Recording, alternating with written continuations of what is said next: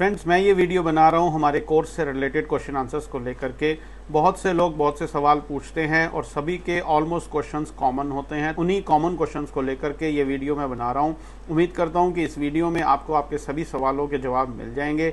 फिर भी अगर आपका कोई क्वेश्चन रह जाए तो आप मुझे व्हाट्सएप पे कांटेक्ट करें या ईमेल लिखें या डायरेक्ट कॉल करें, आपकी सभी क्वेरीज का समाधान किया जाएगा। तो सबसे पहले अपना क्वेश्चन लेते हैं कि प्राइस एनालिसिस है क्या और ये टेक्निकल एनालिसिस से किस तरीके से अलग है। प्राइस एनालिसिस प्राइस को इवैल्यूएट करने का तरीका है। जब हम करंट मार्केट प्राइस को इवैल्यूएट करते हैं, उसके अंदर हम ये देखते हैं कि उस करंट मार्केट प्राइस में किसी भी समय पर किसी भी चीज़ के अंदर उस समय पर कोई डिमांड क्रिएट हो रही है या सप्लाई क्रिएट हो रही है, या उस डिमांड की अनवाइंडिंग जिसको प्रॉफिट बुकिंग बोलते हैं, या सप्लाई की अनवाइंडिंग जिसको हम प्रॉफिट बुकिंग बोलते हैं। ये सभी चीज़ों को देखने का तरीका जो होता है उसको प्राइस एनालिसिस बोला जाता है। और प्राइस एनालिसिस करने के लिए हमें सिर्फ और सिर्फ करंट मार्केट प्राइस को देखना होता है। अब सवाल ये आता है कि ये टेक्निकल एनालिसिस से कैसे अलग है। टेक्निकल एनालिसिस हमें प्रेडिक्शन करना सिखाता है। टेक्निकल एनालिसिस हमें ये बताता है कि ये हो चुका है, अब इसके बेस के ऊपर कल परसों या आने वाले दिनों में ये हो सकता है। लेकिन प्राइस एनालिसिस हमें करंट मार्केट प्राइस में होते हुए दिखाता है कि ये हो रहा है और इसके बेस के ऊपर अब हमें अपनी पोजीशंस बनानी चाहिए। क्या हो रहा है? दो ही तीन चीज़ें होती हैं, जैसा मैंने अभी कहा, डिमांड क्रिएट हो रही है, सप्लाई क्रिएट हो रही है, या इस डिमांड और सप्लाई की अनवाइंडिंग हो रही है जिसको हम प्रॉफिट बुकिंग बोलते हैं, या फिर इसी डिमांड के अंदर और डिमांड पैदा हो रही है जिसका मतलब होता है कि और लॉन्ग बिल्टअप्स हो रहे हैं, या सप्लाई क्रिएट हो रही है, इसका मतलब है और शॉर्ट बिल्टअप्स हो रहे हैं। तो इन सभी चीज़ों को देखने का तरीका जो है वो प्राइस एनालिसिस कहलाता है। तो मेजर जो डिफरेंस है, प्राइस एनालिसिस हमें फॉलोअर बनाता है, हमें चलना सिखाता है, प्राइस के साथ मोमेंटम के साथ रहना सिखाता है। टेक्निकल एनालिसिस हमें प्रेडिक्शन करना सिखाता है, हमें ज्योतिषी बना देता है। जब हम प्राइस एनालिसिस करते हैं तो हम हमेशा मोमेंटम के साथ रहते हैं, हमें पता होता है कि प्राइस के अंदर क्या हो रहा है और उसके बेस के ऊपर हम अपनी पोजीशंस बना करके पैसे से पैसा बना सकते हैं। तो ये मेजर डिफरेंस है दोस्तों प्राइस एनालिसिस और टेक्निकल एनालिसिस के बीच में। अब दूसरा सवाल दोस्तों ये आता है कि प्राइस एनालिसिस करने के लिए कि क्या हमें किसी भी प्रकार के टेक्निकल एनालिसिस की ज़रूरत नहीं है। जी हाँ दोस्तों, प्राइस एनालिसिस करने के लिए, डिमांड सप्लाई आइडेंटिफाई करने के लिए चलते हुए बाजार में हमें किसी भी तरीके के टेक्निकल एनालिसिस की, टेक्निकल टूल्स की, जैसे कि candle pattern, chart patterns, moving averages, support resistance, volume, किसी भी प्रकार का डाटा, किसी भी प्रकार के चैनल्स, किसी भी प्रकार की ट्रेंड लाइन की ज़रूरत नहीं है। जी हाँ दोस्तों, मैं फिर से दोहरा रहा हूँ, प्राइस एनालिसिस करने के लिए हमें किसी भी तरीके के bullish candle, bearish candles, head and shoulder pattern, double top, double bottom, ascending triangle, descending triangle, इस तरीके के किसी भी चार्ट पैटर्न की ज़रूरत नहीं है। हमें कोई भी आरएसआई नहीं देखनी है, एमएसीडी नहीं देखनी है, स्टॉकिस्टिक नहीं देखना है, एडीएक्स नहीं देखना है। 400 से ज़्यादा इंडिकेटर आज की डेट में अवेलेबल हैं, हमें कोई इंडिकेटर ऑक्सीलेटर नहीं चाहिए। हमें किसी भी तरीके के वॉल्यूम को देखने की भी ज़रूरत नहीं है। हमें किसी भी तरीके की सपोर्ट रेसिस्टेंस को भी आइडेंटिफाई नहीं करना। हम किसी भी तरीके की ट्रेंड लाइन नहीं खींचेंगे। हमें किसी भी तरीके के चैनल्स को नहीं देखना है। हमें किसी भी तरीके के लेवल्स को नहीं देखना है। हमें कोई लेवल बेस्ड ट्रेडिंग या इन्वेस्टमेंट नहीं करनी है। हमें किसी भी प्रकार के डाटा, चाहे वो कॉल पुट का डाटा हो, ऑप्शंस चेन का डाटा हो, एफआईआई डीआईआई का डाटा हो, या किसी और तरीके का डाटा हो, हमें उस पर डिपेंड नहीं रहना है। हमें किसी भी प्रकार की ग्लोबल एक्टिविटीज से या डोमेस्टिक एक्टिविटीज से डरने की जरूरत नहीं है। प्राइस एनालिसिस करने के लिए हमें इसमें से कोई भी चीज नहीं चाहिए दोस्तों। हमें सिर्फ और सिर्फ प्लेन चार्ट देखना है दोस्तों, जिस पर सिर्फ और सिर्फ प्राइस चल रहा होगा और प्राइस हमें चीख चीख कर बताता है कि उसके अंदर उस समय पर क्या हो रहा है, और हमें उसी को देखना पढ़ना सीखना है। और एक बार हम उसको देखना पढ़ना सीख गए तो हमें क्लियरली प्राइस के अंदर चलते हुए बाजार में दिखता है कि कहाँ पर डिमांड क्रिएट हो रही है, कहाँ सप्लाई क्रिएट हो रही है, कहाँ प्रॉफिट बुकिंग हो रही है, कहाँ री एंट्री हो रही है और कहाँ पर रिवर्सल्स हो रहे हैं। और इनको देखने, पढ़ने, समझने, इंप्लीमेंट करने के लिए हमें किसी भी प्रकार के टेक्निकल एनालिसिस की, टूल्स की, इंडिकेटर्स की, ऑक्सीलेटर्स की, वॉल्यूम की, सपोर्ट रेसिस्टेंस की, किसी भी प्रकार की, किसी भी तरह की कोई चीज़ की ज़रूरत नहीं है। अगला सवाल दोस्तों मन में ये आता है कि क्या प्राइस एनालिसिस हर जगह हर सेगमेंट में काम करता है? जी हाँ दोस्तों, प्राइस एनालिसिस जब हम करते हैं तो चाहे हम इक्विटी में काम करें, चाहे स्टॉक्स में करें, इंडेक्सेस में करें, चाहे कमोडिटीज़ में करें, क्रूड, सिल्वर, गोल्ड या एग्रो कमोडिटीज़ में करें, चाहे हम बेस मेटल्स में काम करें, चाहे हम करेंसी के अंदर काम करें, करेंसी के पेयर्स में काम करें जैसे कि यूएसडी आईएनआर या यूएसडी जापानीज येन या और इस तरीके के जो भी करेंसी के अंदर पेयर्स मौजूद हैं, या हम क्रिप्टो करेंसी में काम करें, हर जगह पर प्राइस एनालिसिस सेम तरीके से काम करता है। क्यों करता है? इसके पीछे का कारण समझिए कि हम कर क्या रहे हैं। हम प्राइस के अंदर डिमांड सप्लाई आइडेंटिफाई कर रहे हैं। बिना डिमांड सप्लाई के तो प्राइस चाहे किसी भी चीज़ का हो वो हिलेगा भी नहीं। अगर किसी प्राइस के अंदर, चाहे वो किसी भी चीज़ का है, उसके अंदर डिमांड सप्लाई पैदा हो रही है तो वहाँ पर उसी अकॉर्डिंगली अगर डिमांड है तो ऊपर की तरफ प्राइस चलना शुरू होगा, अगर सप्लाई है तो प्राइस नीचे की तरफ चलना शुरू होगा। अब वो प्राइस किसी भी चीज़ का हो, आप नाम उसको कुछ भी दे दें, मुझे कोई फ़र्क नहीं पड़ता है। फॉर एन एग्जाम्पल, अगर वो क्रूड का प्राइस है, आप उसको बैंक निफ्टी बोल दीजिए, क्या फ़र्क पड़ता है? वो प्राइस है, उस प्राइस के अंदर हमें आइडेंटिफाई करना आ गया कि वहाँ पर डिमांड क्रिएट हो रही है, मैं बायर हूँ और मैं उस प्राइस को फॉलो करता हुआ चलता चला जाऊँगा। उससे क्या फ़र्क पड़ता है कि वो क्रूड है या कुछ और है? तो यस, ये प्राइस एनालिसिस हर सेगमेंट में हर जगह काम करता है। फॉर एन एग्जाम्पल, आपका नाम श्याम ना हो करके राम हो तो मुझे क्या फ़र्क पड़ता है? मुझे पढ़ाना है। सिमिलरली आपको पढ़ना है, आपको प्राइस एनालिसिस सीखना है। मेरा नाम राजीव भाटिया ना हो करके कुछ और हो तो आपको उससे क्या फ़र्क पड़ता है? नाम पे नहीं जाना है। सिमिलरली प्राइस एनालिसिस हर सेगमेंट में काम करता है, हमें नाम पे नहीं जाना है, चाहे वो निफ्टी है, बैंक निफ्टी है, स्टॉक्स हैं, क्रूड है, गोल्ड है, क्रिप्टो करेंसी है या कोई करेंसी का पेयर है, हर तरीके से बिल्कुल सिमिलर तरीके से काम करता है। 19-20 का भी फर्क नहीं है। एक और चीज़ कि यहाँ पर एक क्वेश्चन और आता है कि क्या हर सेगमेंट में काम करते हुए इंट्राडे भी काम करेगा, पोजिशनल भी करेगा, इन्वेस्टमेंट भी करेगा? जी हाँ, बिल्कुल करेगा। बात फिर से वही है, चाहे अगर हम छोटे टाइम फ्रेम का चार्ट देख रहे हैं तो वहाँ पे हमें छोटे टाइम फ्रेम की डिमांड सप्लाई हम आइडेंटिफाई करेंगे। छोटे टाइम फ्रेम की डिमांड सप्लाई छोटे टाइम फ्रेम में खत्म हो जाएगा उसका इफेक्ट, तो वो इंट्राडे हो गया। अगर हम थोड़ा सा बड़ा टाइम फ्रेम करेंगे तो वो बड़े टाइम फ्रेम में हम बड़े टाइम फ्रेम की डिमांड सप्लाई को जज करेंगे और वो हमारा पोजिशनल ट्रेड हो गया। अगर हम अपना टाइम फ्रेम थोड़ा सा और बड़ा कर देंगे तो वहाँ पर हम उससे बड़े टाइम फ्रेम की डिमांड सप्लाई आइडेंटिफाई करेंगे और फिर वो हमारी इन्वेस्टमेंट में कन्वर्ट हो जाएगा। तो कहने का मतलब क्या है कि प्राइस एनालिसिस करके हम हर सेगमेंट में इंट्राडे, पोजिशनल, इन्वेस्टमेंट कर सकते हैं। चाहे हम कैश मार्केट में अपना पोर्टफोलियो बना रहे हैं, चाहे हम फ्यूचर्स में काम कर रहे हैं, चाहे हम कमोडिटीज़ में कर रहे हैं, चाहे हम ऑप्शंस में काम कर रहे हैं, हर जगह इसी तरीके से हर सेगमेंट में हर टाइम फ्रेम में काम किया जा सकता है प्राइस एनालिसिस के। तो अब दोस्तों सारी बातों को कंक्लूड कर दें तो प्राइस एनालिसिस करके मुझे क्या सीखने को मिलेगा? प्राइस एनालिसिस सीखने के बाद मुझे क्लियरली पता चलेगा मुझे क्या खरीदना है, कब खरीदना है, कहाँ पर खरीदना है, कहाँ प्रॉफिट बुकिंग करनी है, कहाँ री एंट्री करनी है और कहाँ पर रिवर्स पोजीशंस बनानी है। और इससे भी बड़ी बात कि कहाँ पर मुझे चीज़ों में पार्टिसिपेट नहीं करना, मुझे बाजार से बाहर रहना है। जी हाँ दोस्तों, ये भी बहुत इंपॉर्टेंट चीज़ है। ज़रूरी नहीं है कि हर समय मेरा सौदा मार्केट में हो। कुछ ऐसी जगह पर सिचुएशंस बन जाती हैं जहाँ पर प्राइस के अंदर सफिशिएंट डिमांड या सफिशिएंट सप्लाई नहीं होती। उस जगह पर मुझे बाजार से दूर रहना है। मुझे उस स्टॉक से, अगर किसी स्टॉक में मैं काम कर रहा हूँ, किसी कमोडिटी में कर रहा हूँ, किसी इंडेक्स में काम कर रहा हूँ, किसी करेंसी में काम कर रहा हूँ, तो ज़रूरी नहीं है कि हर समय उसमें सफिशिएंट डिमांड या सफिशिएंट सप्लाई हो। अब सफिशिएंट डिमांड या सफिशिएंट सप्लाई का क्या मतलब है, ये कोर्स की बातें हैं, हम वहाँ पर सीखेंगे। लेकिन जब प्राइस के अंदर सफिशिएंट डिमांड या सफिशिएंट सप्लाई ना हो तो ऐसी सिचुएशंस में मुझे बाहर रहना है। हमें ये भी सीखने को मिलेगा। तो जब मुझे ये सारी चीज़ें पता चल गई, क्या खरीदना है, कब खरीदना है, कहाँ खरीदना है, कहाँ प्रॉफिट बुकिंग करनी है, कहाँ स्टॉप लॉस लगाना है, कहाँ पर प्रॉफिट बुकिंग करके बाहर आना है और री एंट्री की वेट करनी है और कहाँ पर मुझे रिवर्सल्स करने हैं, तो मेरी सारी बीमारियां दूर हो गई। अब तो कुछ रह नहीं गया। तो ये सब चीज़ें आपको क्लियरली कोर्स के अंदर सिखाई जाएंगी। अगला सवाल ये आता है कि हमारी वेबसाइट पर 2 तरीके के कोर्सेज हैं मेनली, तो उन दोनों में क्या फ़र्क है? कोर्स नंबर 1, प्रोग्राम नंबर 1 जो है दोस्तों, उसके अंदर हम आपको पोजिशनल ट्रेडिंग करना, इंट्राडे ट्रेडिंग करना और इन्वेस्टमेंट करना ये सिखाएंगे।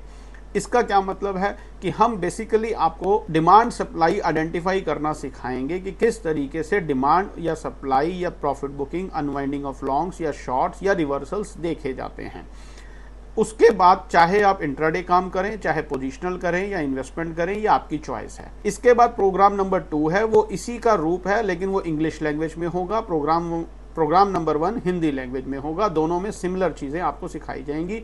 जो हमारे दोस्त इंग्लिश में करना चाहते हैं वो इंग्लिश में करें, जो हिंदी में करना चाहते हैं वो हिंदी में करें।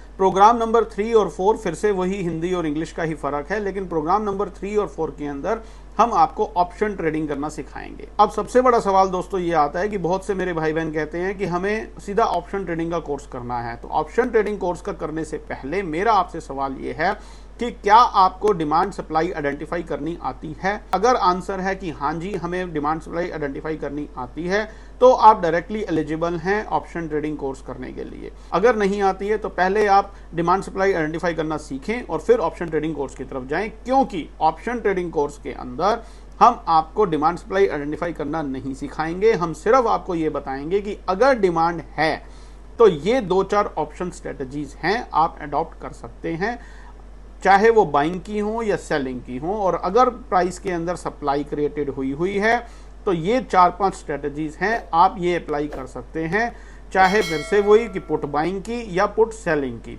अब कौन सी पुट बाय करनी है, किस स्ट्राइक प्राइस की करनी है, कि अगर मान लीजिए प्राइस के अंदर डिमांड क्रिएट हुई है, जो मैंने सीखा वो मेरे को चीज़ बोलती है कि अब यहाँ पर हमें बाइंग पोजीशंस बनानी चाहिए और आप ऑप्शंस के अंदर काम करना चाहते हैं।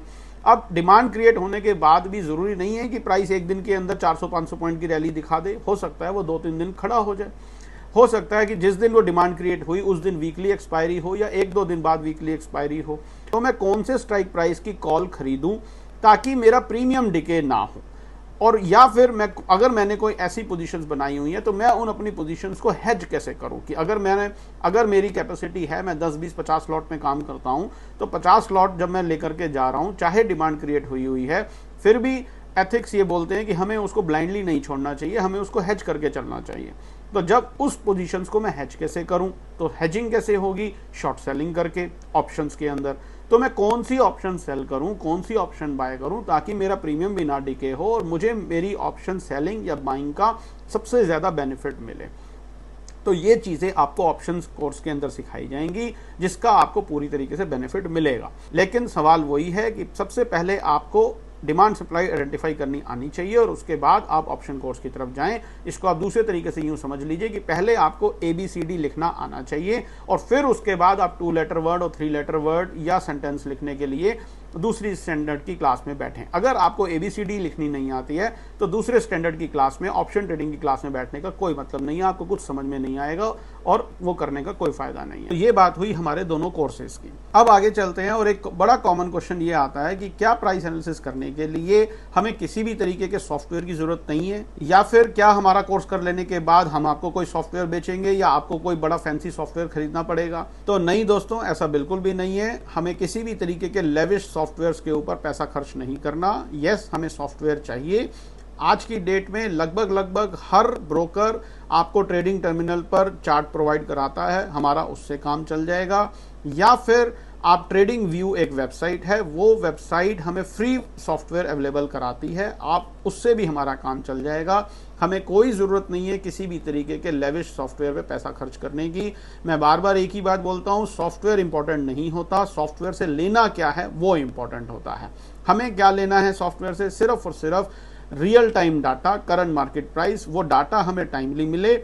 और वो लेने के लिए यदि आपके ब्रोकर आपको मिल देता है तो बहुत अच्छी बात है, सब ब्रोकर फ्री में ही प्रोवाइड करते हैं। या फिर ट्रेडिंग व्यू वेबसाइट एक है www.tradingview.com, आप उस वेबसाइट पर जाएं, अपना लॉगिन आईडी पासवर्ड बनाएं, आपको फ्री में वो सॉफ्टवेयर मिलेगा, हमारा उससे भी काम चल जाएगा। हमें किसी भी तरीके के लेविश सॉफ्टवेयर नहीं खरीदने हैं, ना ही हम आपको कोई कंपेल कर रहे हैं कि आप कोई सॉफ्टवेयर खरीदें, और ना ही हमारा कोर्स करने के बाद ऐसी कोई बाउंडेशन है कि आप हमसे कोई सॉफ्टवेयर खरीदेंगे तभी काम चल पाएगा। जी नहीं, ऐसा बिल्कुल नहीं है।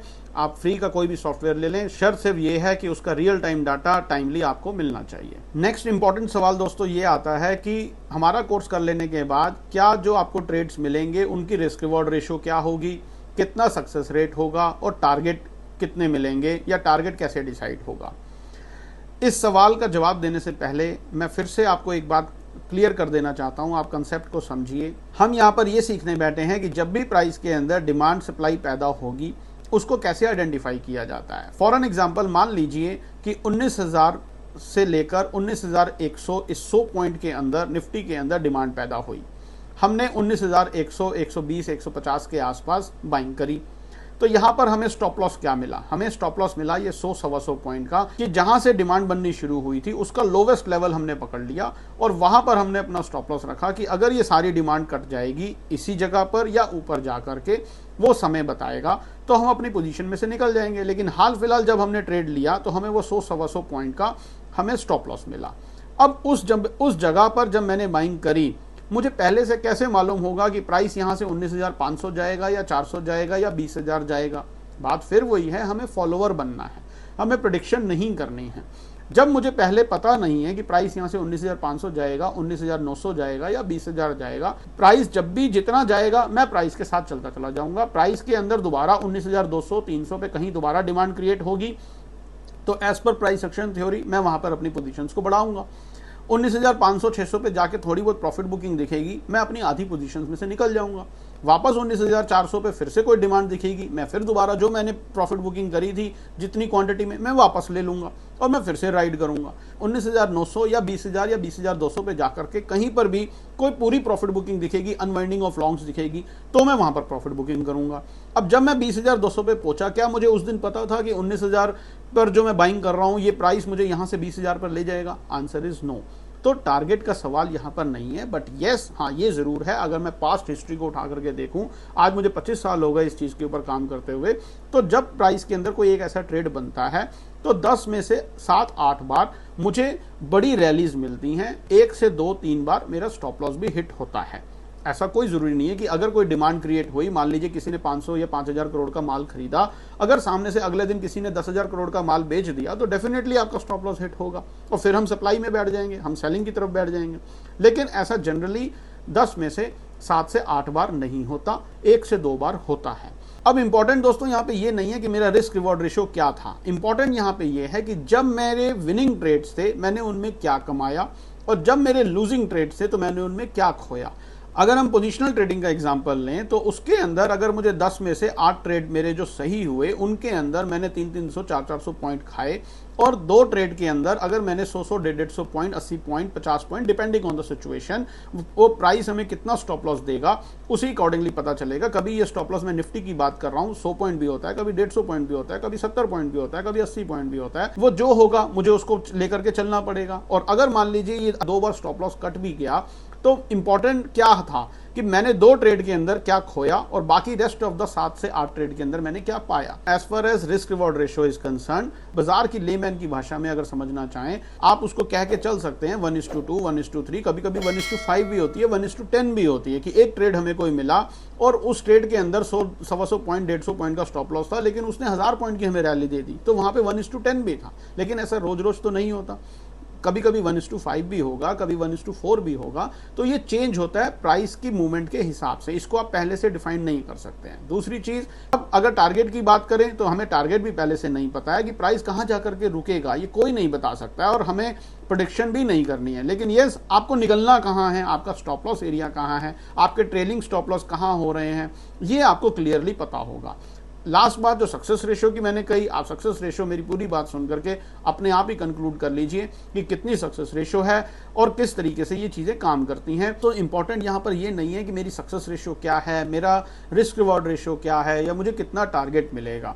इंपॉर्टेंट ये है कि जब मैं ठीक था मैंने कितना लिया और जब मैं गलत था तब मैंने कितना लिया, और at the end of the day मैं प्लस में हूँ या माइनस में हूँ। नेक्स्ट कॉमन सवाल दोस्तों जो आता है वो ये कि प्राइस एनालिसिस कर लेने के बाद मुझे इंट्राडे, पोजिशनल या इन्वेस्टमेंट में कितने ट्रेड्स एक महीने में या इंट्राडे में एक दिन में कितने ट्रेड्स मिलते हैं।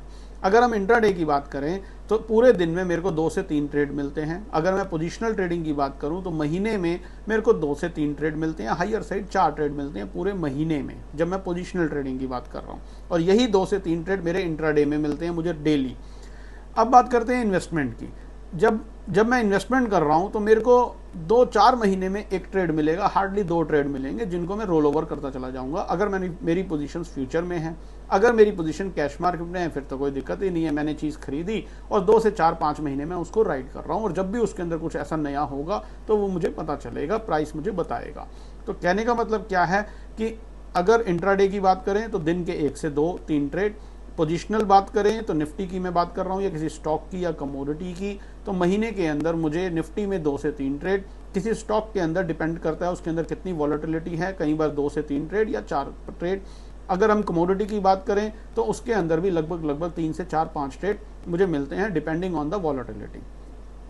तो मुझे कोई ज़्यादा खटपट नहीं करनी है अगर मैं पोजिशनल ट्रेडिंग कर रहा हूँ तो। और इन्वेस्टमेंट अगर मैं कर रहा हूँ तो मेरे को 3-4 महीने में एक ट्रेड मिलेगा, मैं लेकर के उसको आराम से बैठा हुआ हूँ और अपने पैसे से पैसा बना रहा हूँ। अगला क्वेश्चन जो कॉमन आता है दोस्तों वो ये कि कोर्स की क्या ड्यूरेशन है और हमें कितना टाइम लगेगा सीखने में। वैसे तो आप दोनों में से कोई भी कोर्स करें, चाहे पोजिशनल या ऑप्शन ट्रेडिंग का, 3 से 5 क्लासेस लगती हैं, 2 घंटे की एक क्लास होती है। हर क्लास मैं आपकी लूँगा ऑनलाइन 1-to-1 बेसिस पर और सारी चीज़ें आपको पढ़ाएंगे। आज तक मैं कई लोगों को पढ़ा चुका हूँ दोस्तों इसी मेथड से, और उनमें बहुत से बुज़ुर्ग थे, बहुत से यंग भी थे, बहुत से पढ़े लिखे थे, बहुत से इलिटरेट थे, कुछ लेडीज़ थी, कुछ बच्चे भी थे। उन सभी लोगों को लगभग इतना ही समय लगा, 3 से 5 क्लासेस, 2 घंटा की एक क्लास ऑनलाइन। कई बार क्या होता है कि हर आदमी की अपनी अपनी ग्रेस्पिंग पावर होती है, किसी को कोई एक बात बोलने में एक ही बारी में समझ में आ जाती है और किसी को सेम बात 3 बार बोलनी पड़ती है। तो आप इस चीज़ के लिए निश्चिंत रहें, आप मेरे पास कुछ सीखने के लिए आ रहे हैं, आपको वो सीखने के लिए 3 की बजाय 10 क्लासेस लगें, 8 क्लासेस लगें, 15 क्लासेस लगें, मैं आपके साथ हूँ, डोंट वरी अबाउट दैट।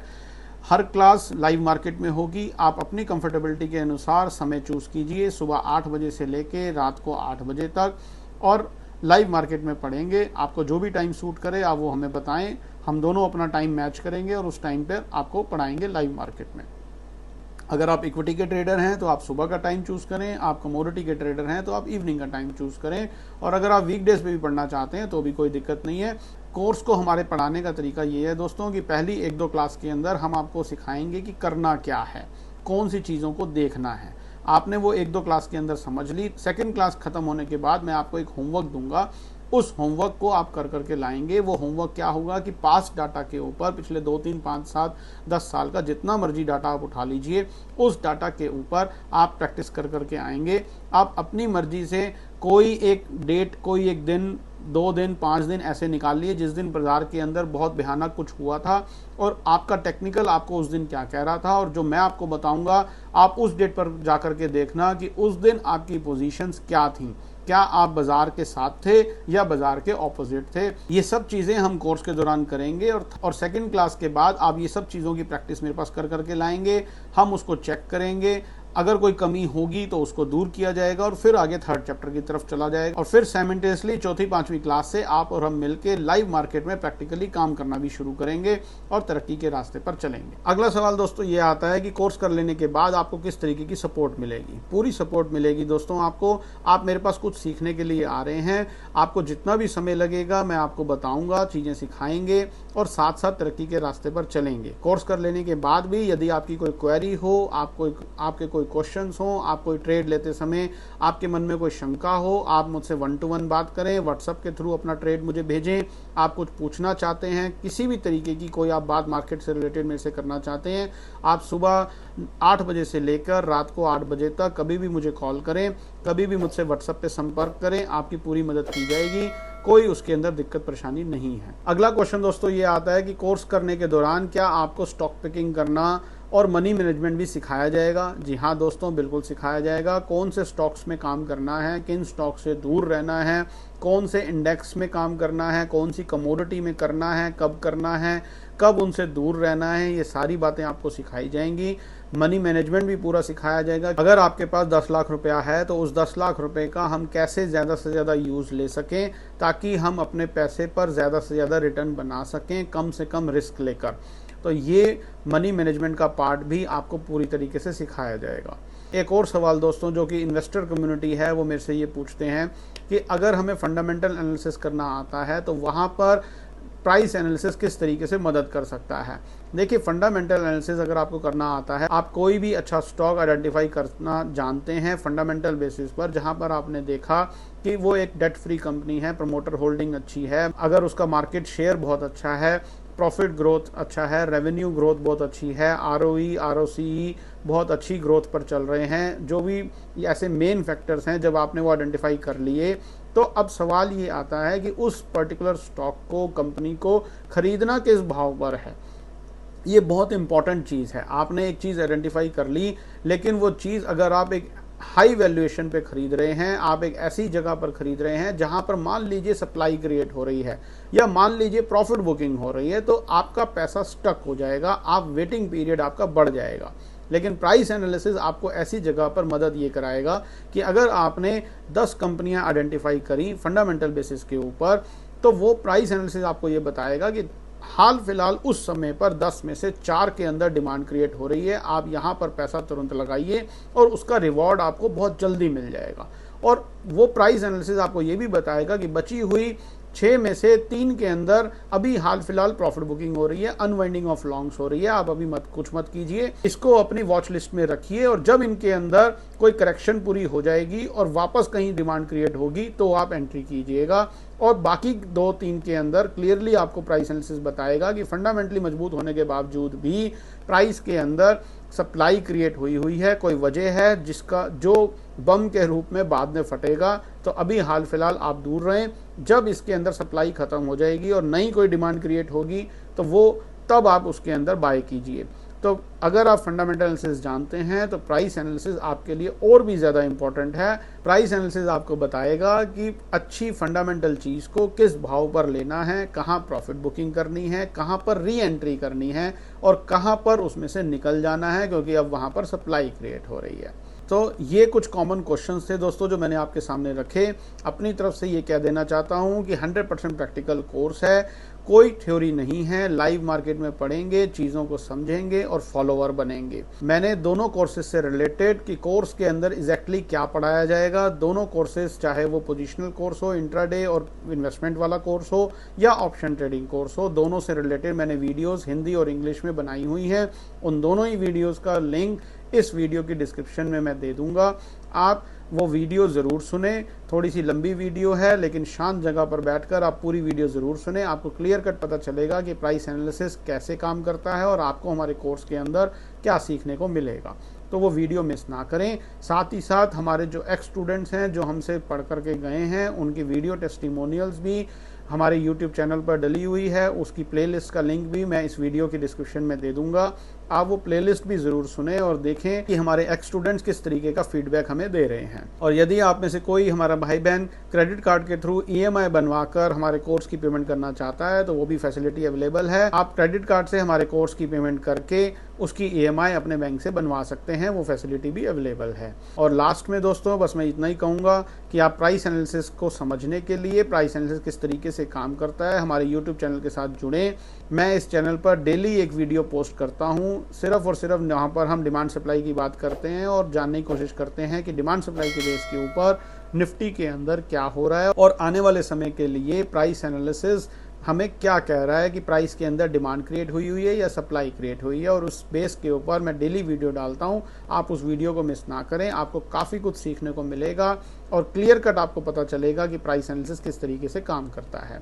सो आखिर में दोस्तों बस एक ही बात कह देना चाहता हूं कि प्राइस फॉलोअर बनिए, प्रेडिक्शन करने से दूर रहिए, प्राइस को पढ़ना शुरू कीजिए, किसी भी तरीके के गेस वर्क से बचिए, किसी भी तरीके की एस्ट्रोलॉजी से बचिए, प्राइस को पढ़ना शुरू कीजिए। प्राइस आपको सब कुछ होते हुए बताएगा कि ये हो रहा है और अकॉर्डिंगली अपना कोर्स ऑफ एक्शन कीजिए और तरक्की के रास्ते पर चलिए। उम्मीद करता हूं कि आपको आपके सभी सवालों का जवाब मिल गया होगा। अगर फिर भी आपके कोई ऐसी क्वेश्चंस रह गए हों तो आप मुझसे डायरेक्ट फ़ोन पर बात करें, मुझे व्हाट्सअप करें या ईमेल करें। आपके सभी सवालों का सेटिस्फैक्ट्री जवाब पूरे तरीके से दिया जाएगा। बहुत बहुत धन्यवाद। Stay healthy, stay fine. Thank you very much.